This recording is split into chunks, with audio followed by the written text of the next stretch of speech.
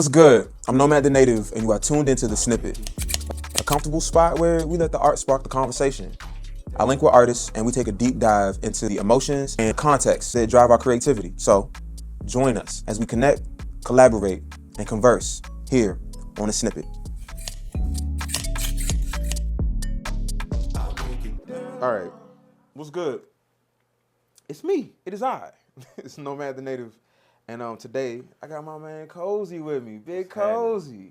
Good My to see nigga. you, brother. Long time. We go way back further than it might feel or seem at times, but it's good to see you today, good to see you brother. too, Good my to guy. be seen. Yeah. For sure. And this is The Snippet.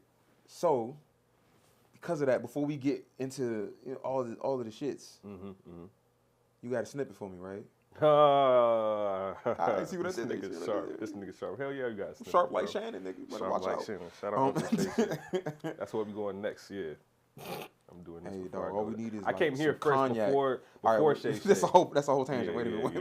What's the My name of this bad. song, bro? This song is called Magic. It is upcoming off of the next batch that I have coming for y'all Okay. called Cora. It's a Valentine's Day little emo. So it's gonna be song. happening around Valentine's Day. Yeah. That's Alright. that's the vision.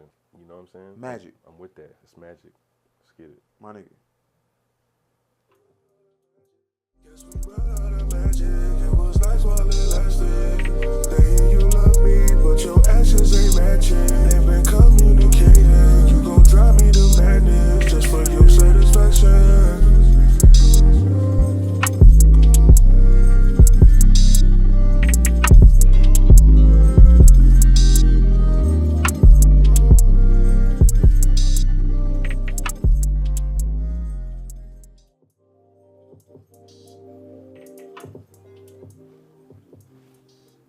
It was nice while it lasted. That's a nice little bite-sized snippet too. Not too much. Not Perfect too timing, much. perfect timing. Yeah. It's like about 143, 142.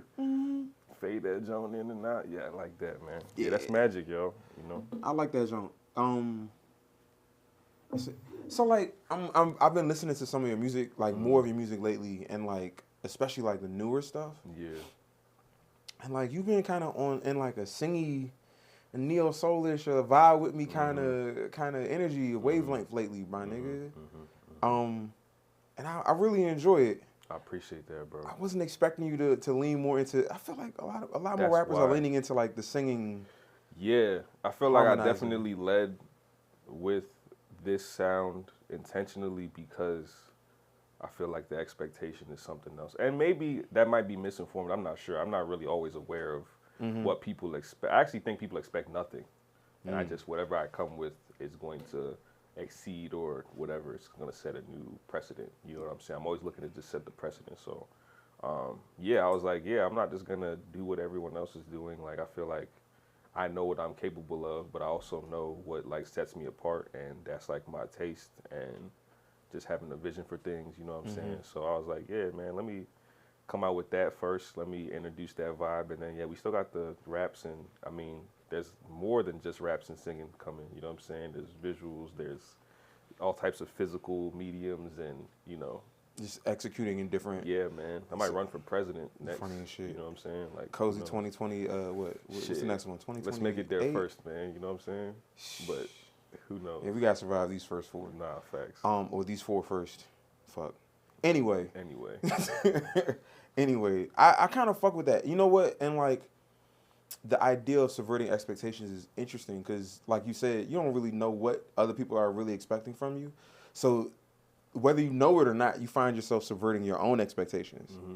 Like, you know what I mean? Because I don't know what the audience is really thinking. I don't know what listeners are really thinking unless they say it to me out loud. Right. But the expectation, so like the idea of expectations in our minds is really just.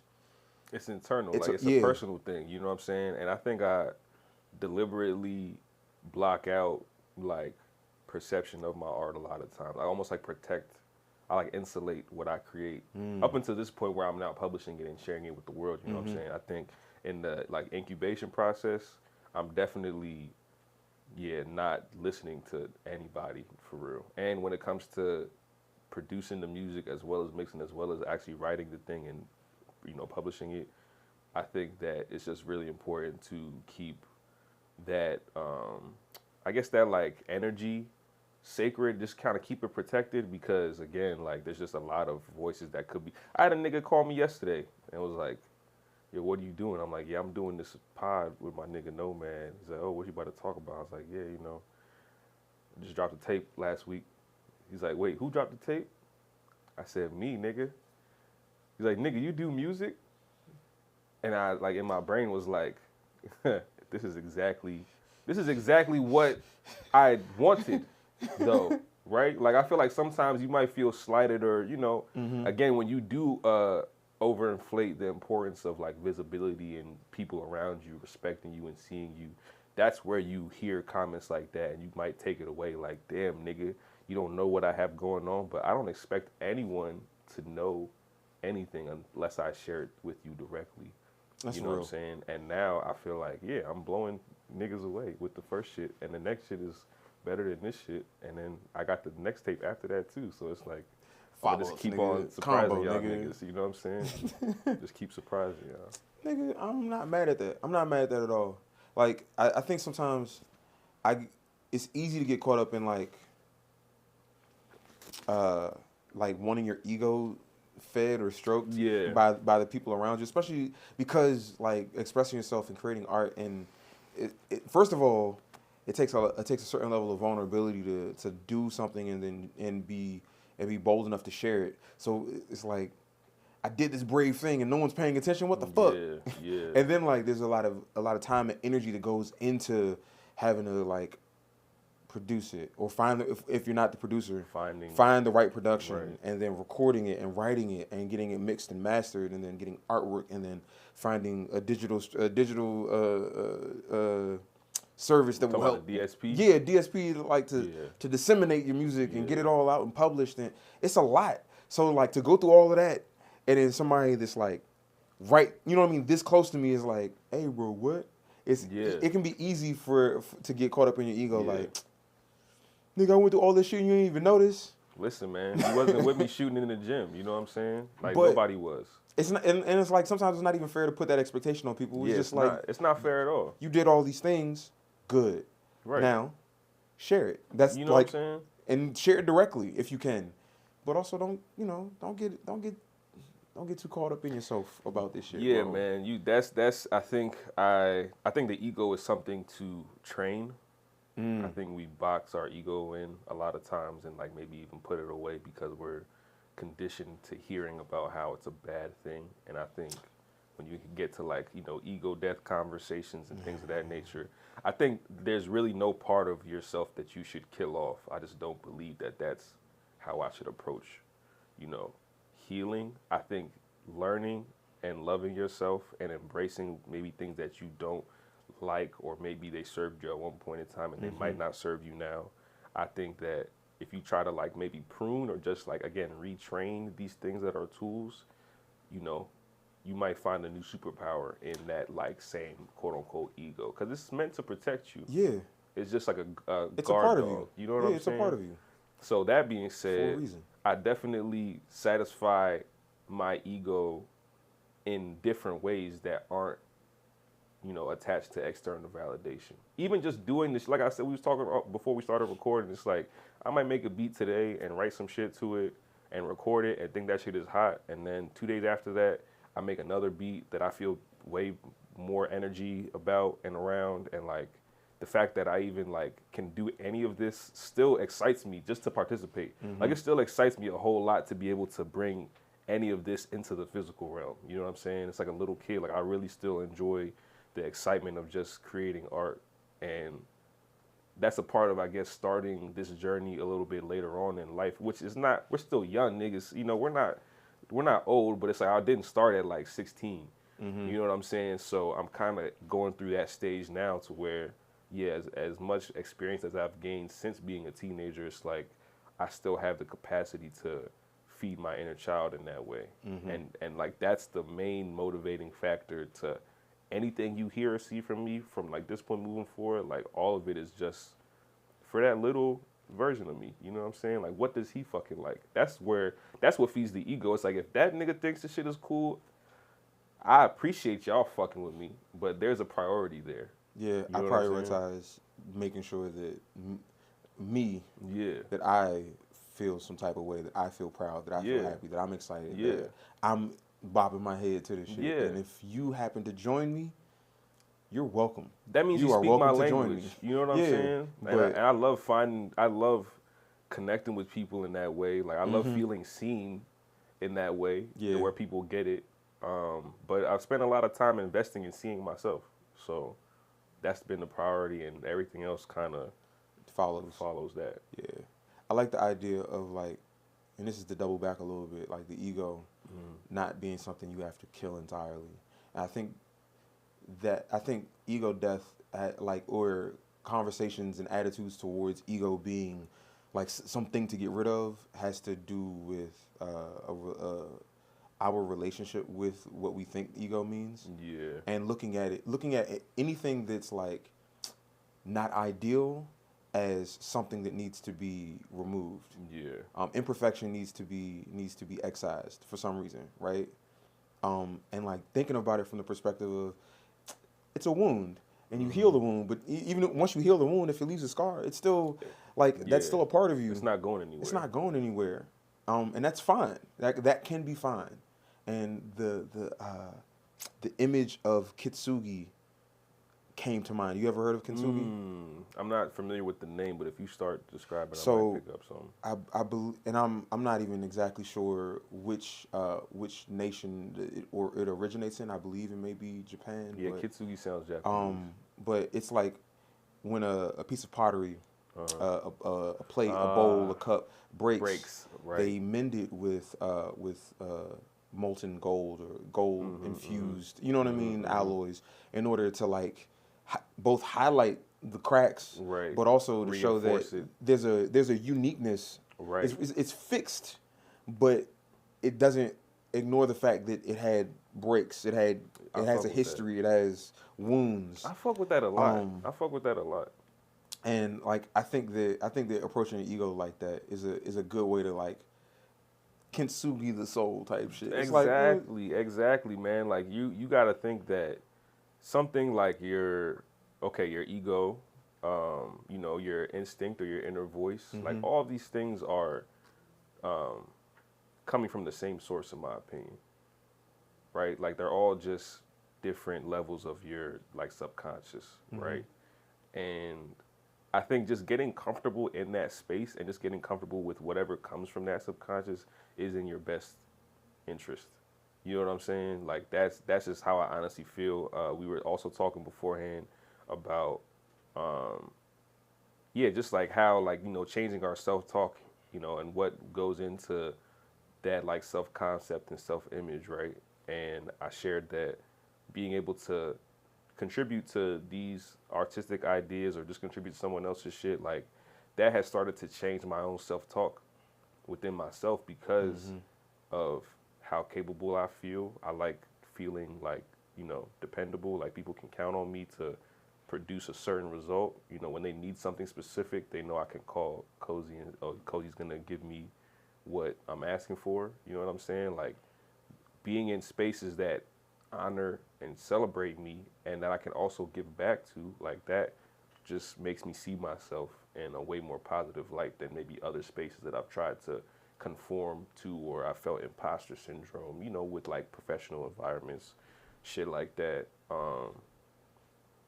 Yeah, man, I wouldn't even have been able to reach such like enlightenment without going to the dark place and figuring out like, what's this beast in the cave really about?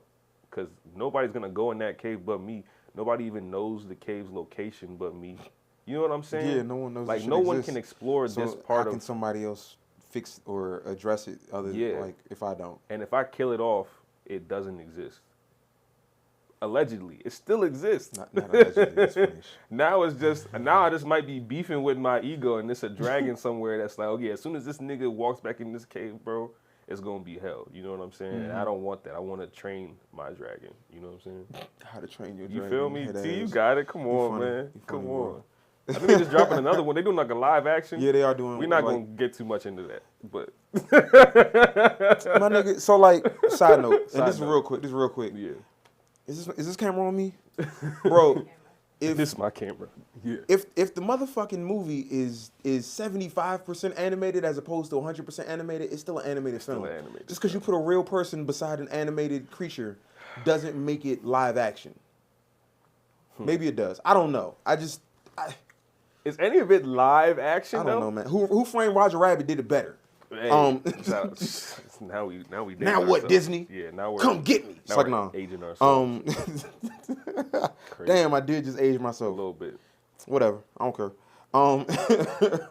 So like, back to the music.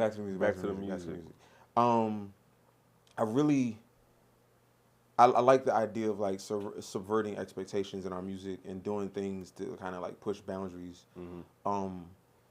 And that got me to thinking about like what kind of music did you listen to growing up that kind of informed your taste? Yeah. To have expectations, to think of ways to subvert expectations. Yeah. Like, what did you listen to when you were coming up? So before I can even start getting into like my taste, obviously, I always like to say that as Black people, I think Vince Staples actually said it like famously that we don't discover music, we just kind of are born into it as Black people and as Africans especially. You know what I'm saying? There's no like point of entry to like when music became a part of your life. It's pretty much been there since the jump.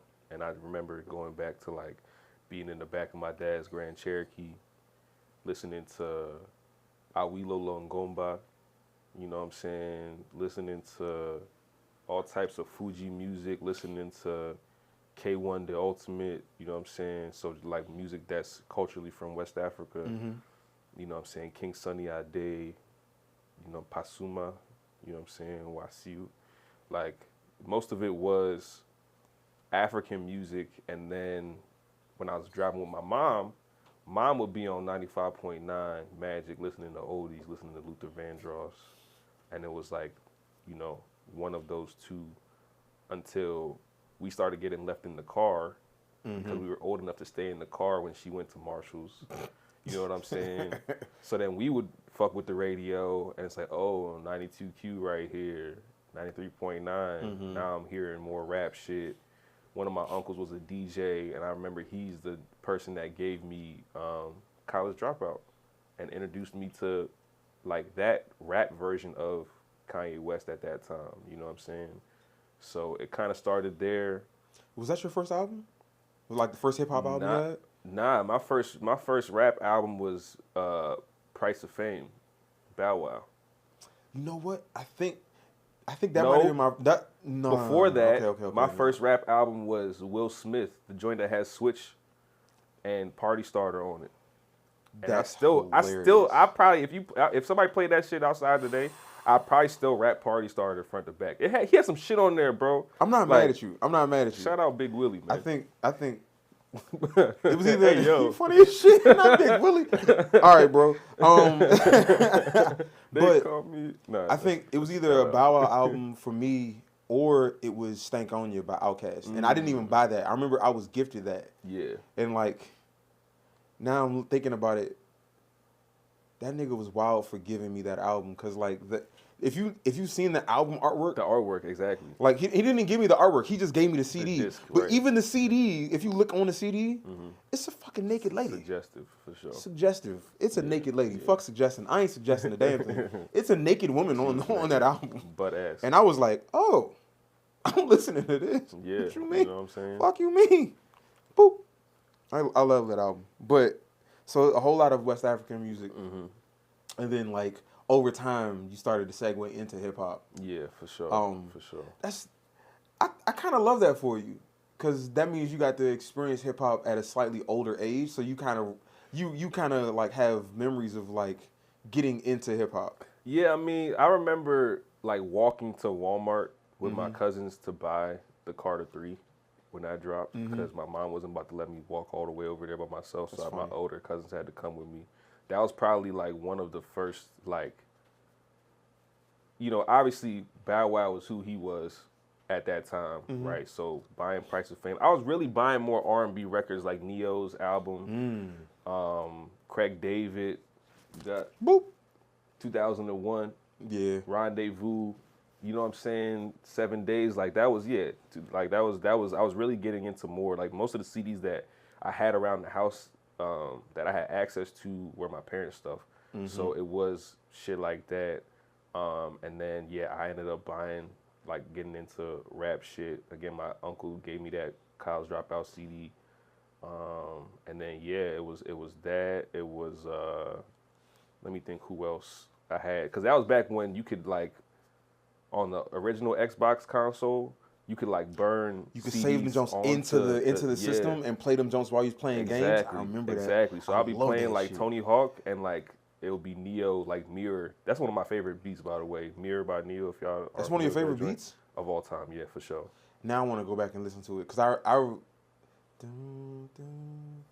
Maybe tonight let's try in front of. I remember that John. That John was crazy. The little synth lead, that little shit, bro, it's still stuck in my head to this day. I might flip that when I leave. Mirror, I always, you know what? For Neo, I always get Mirror and Say It mixed together. Oh yeah. I like see why you them said Jones that. get mashed in my head, nigga. But Mirror's that one. Yeah. Though. But I used to play that shit like Chris Brown. Why am I forgetting Chris Brown debut? Golly, I'm tripping. Chris Brown debut was also one of the first albums that I remember copping, and that was also on my Xbox while I was playing Tony Hawk's Underground. You know what I'm saying?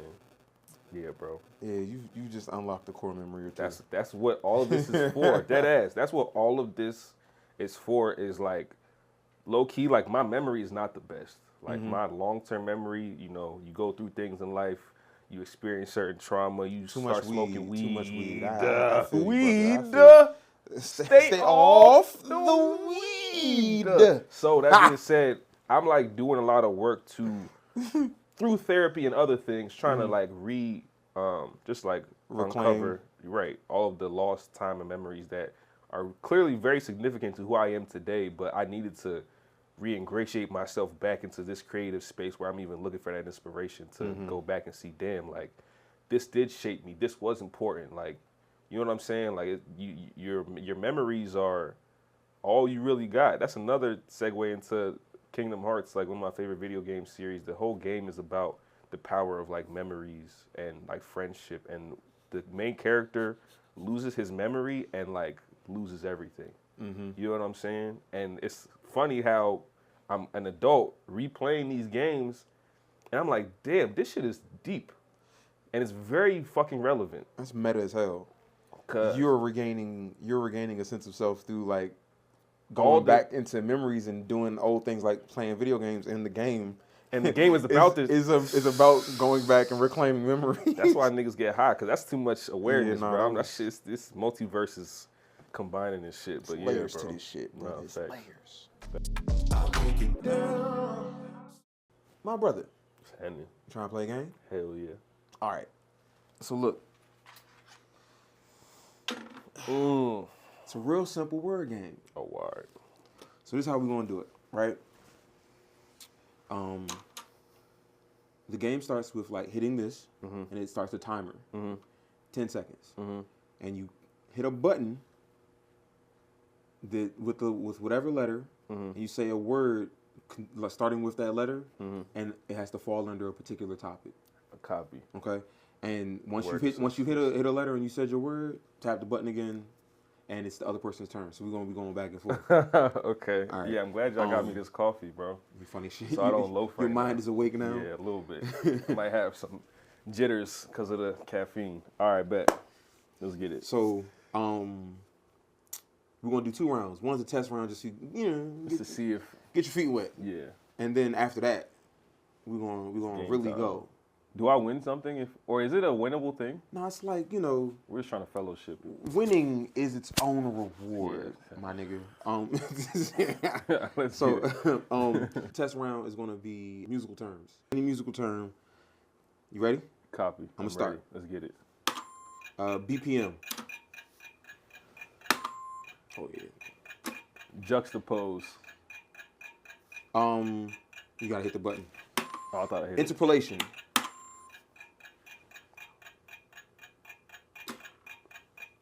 Half note. Okay. Let me see. Legato. Mono. Polyrhythm. Stereo.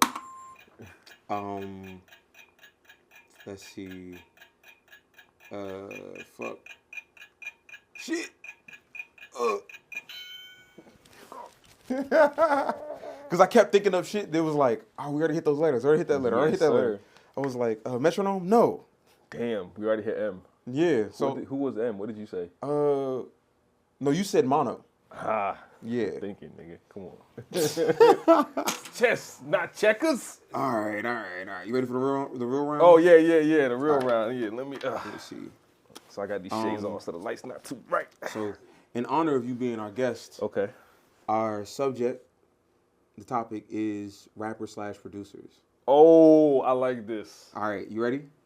You know what's crazy is that when you do stuff like that, I'm obviously excited, right? But that's when your mind blanks the most. Yeah. It's like, damn, I know really a fucking trillion excited. Yeah. fucking producers, and then You started dropping the ball. Yeah, let me not drop a name so I can actually use that shit. All right, You ready? Let's get it. Pharrell. Timberland. Kanye West. Darkchild. Shit. Snap. Nigga Boo. chose producers. Boo. With me. I'm messing up. With me, nigga. Brian Michael Cox, nigga. Let's go again. What we doing? Let's run it back. We go to the alphabet, nigga. Come on. What we doing? All right. I was like so excited to hear your answers. I didn't even think of any. That's what I was saying. You had to, bro. It's so easy to get excited about that shit. All right, you want to do another round? Yeah, let's do another round. Rapper producers. The same shit? Or no. Let's just do producers. Just producers. Just producers. Yeah. Okay, I'm with it. All right. So Cal Banks. Fuck with Cal Banks. Drummer Boy. Hitmaker. Ooh. Oh, there's no Y on here. I was gonna do Young Berg. That's hilarious. That's the same nigga. And you ran out of time. It is the same nigga, bro. I was so committed to hitting Y, That's bro. funny as shit. And there's no Y. Yeah, certain letters aren't on here just for the That's sake of like, crazy. it's hard to come up with Y Bruh, stuff. the and difficulty is the point. Come on, who developed this game? We need to talk to them and get a snippet version. You know what? We probably should holler at them. That's what I've been thinking about. I'll be enterprising, trying to put y'all on the streams of income. I fuck with that game though. What's that shit called? I'll tell you later. Okay, I'll tell you later. Oh, shit. Nah. Yeah, we cut the timer back on again. Yeah, I like that. Damn. Shout out Young Berg. Shout out Hitmaker. Shout out all the producers, my nigga. Big ass chains on, bro. Okay, so did any of the names that you said, like between the producers, or even some that I said, producers or producer rappers, did any of them like influence you as a musician? So when I say Darkchild, bro, I'm talking about like every like Mary J. Blige song I love, like all of this R&B, like anthems that we grew up on, like Darkchild just had the best blend of what we call neo soul and just like the emotional like drums. Like I just love, even it's the tag. I just like when you hear Darkchild, or you hear that joint right before the drop, it's like, oh, I just knew that it was going to be an impactful, significant record that was also going to be very melodic and it's just going to feel good on your nervous system. It's going to be a good time. You know when what I hear saying? this, I know it's going to be a good time. Exactly. Pharrell, obviously, in terms of being like the poster child for like multi-hyphenate, creatives. I always got to salute Pharrell. I think we said Kanye as well. Yeah. Because of like the Gemini multi-hyphenate is different in my opinion than every other multi-hyphenate.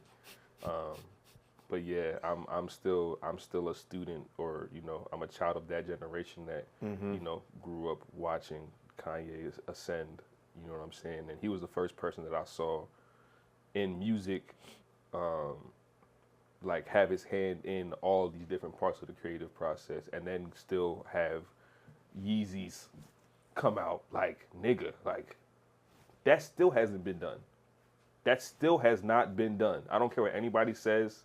I don't give a fuck about your Travis Scott dunks and shit. Like, nigga, nobody has done what Kanye West has done in this creative space. And that's going to always be significant for me in my brain. Now, what, you know, we're all human at the end of the day. So the human aspects, you know what I'm saying, might be more polarizing. Might be, depending on who you ask. But yeah, man, shout out Ye anyway. I'm trying to think, who else did we even name? Cal Banks. I fuck with Cal Banks, bro. I just seen him because I didn't know I think he's from. Is he from Dallas? I'm not entirely sure. Like I just know it crank. Yeah. whenever I hear his production, I'm like, yeah, he's cold. He's cold. I had the opportunity to meet him a couple weeks ago or a couple months ago. Oh, that's fire.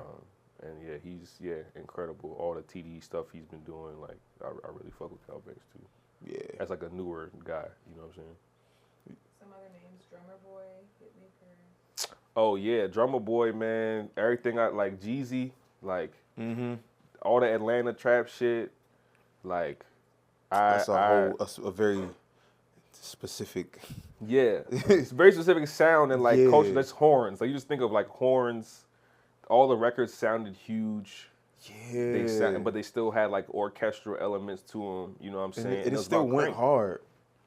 And you got like Me Okay by Jeezy, all the 2 Chainz shit. Like I love Drummer Boy, and he's one of the producers where you'll subconsciously know more of his records than you even recognize. Because I mean, even if they do have the tag on it, it's like you don't even until you start seeing it wasn't until recently that we started to see the faces of these producers more. Yeah, because unless they had a tag, you might not be able to recognize who did what or like just know unless you looked it up and you were like invested. Yeah. Or like the artist would shout these producers, and then it's like, okay, and I'm hearing the same sound, and this person shouted the producer out, so I know that these. Yeah. But I kind of rock with the fact that producers have become more forefront in hip hop and in music in general, because like they're the musicians. Yeah, because of how like integral they are. They make the music happening at all, like existing. Like they're kind of important. Like it's like imagine paint without a damn canvas. Like that's what you know what I mean. Don't nobody listen to acapella records. Not really. They don't. I always say that. Like if we were to release some of this music with just the rapper's contribution, it definitely wouldn't hit the same.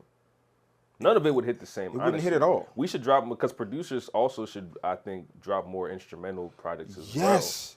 Like, yes. You know what I'm saying? For the same thing. Whether they're curating other, like vocalists on the stuff, or they're just dropping the instrumentals, I think producers should drop more music as themselves, as standalone artists. Yeah. And that's why I think, so like all of my music creation before we got to the like major 3 DSPs, so like Apple Music and shit, it was, you know, SoundCloud. Like I definitely grew up on SoundCloud. I found that's what I love about SoundCloud actually, is that like it's the producer's home. Like producers live like, and like it be niggas doing all types of like crazy creative. I would have never expected or predicted this type of shit.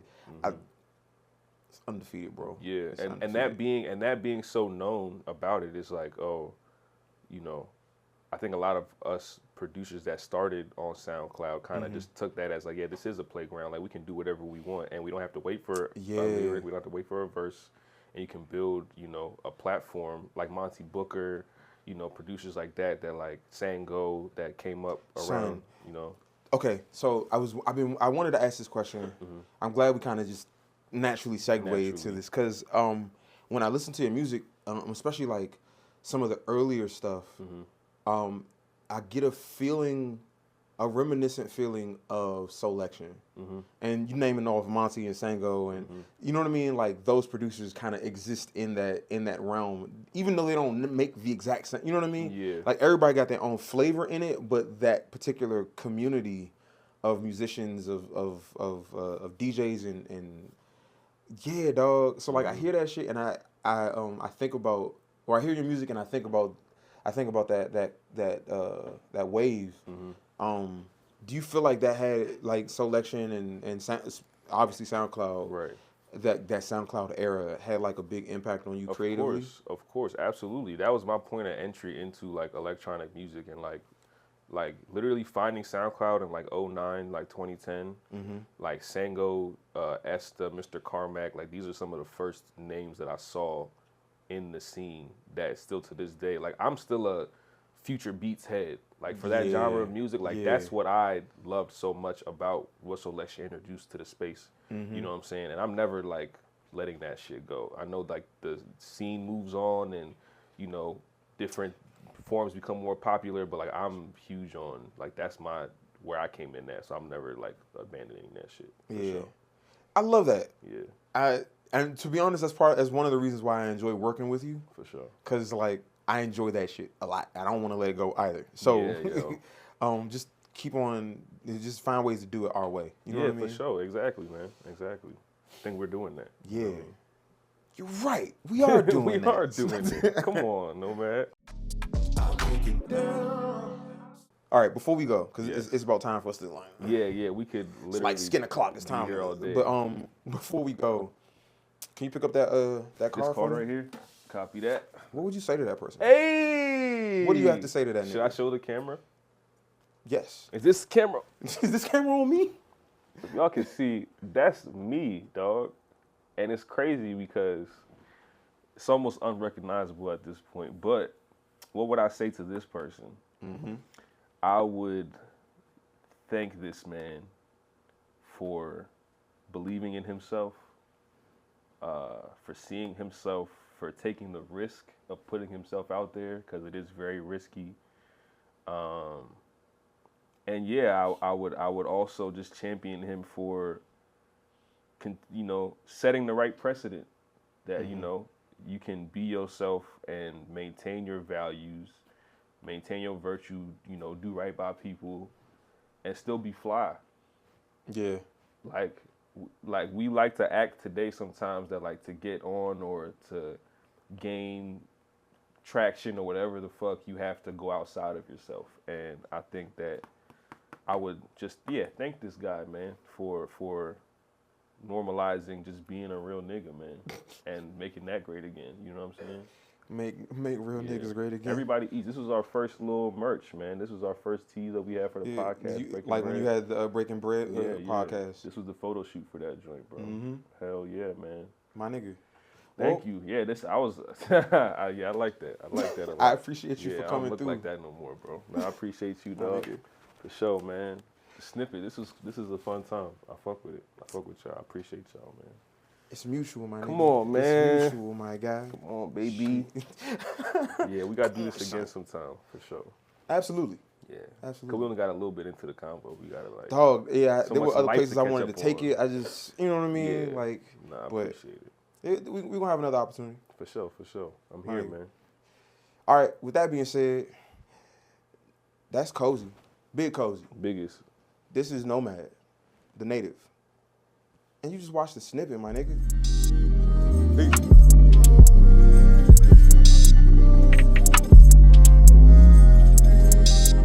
Guess we ran out of magic. It was nice while it lasted. Never thought this could happen. Hey, yo. Hey, son. Thanks for tuning in. I hope you enjoyed this episode. And if so, then comment, like, subscribe, follow, disagree, whatever. I mean, this is a show by the artist for the artist. So, if you want to be featured, just hit us. Ain't nothing but an email or a DM away. Until next time, peace.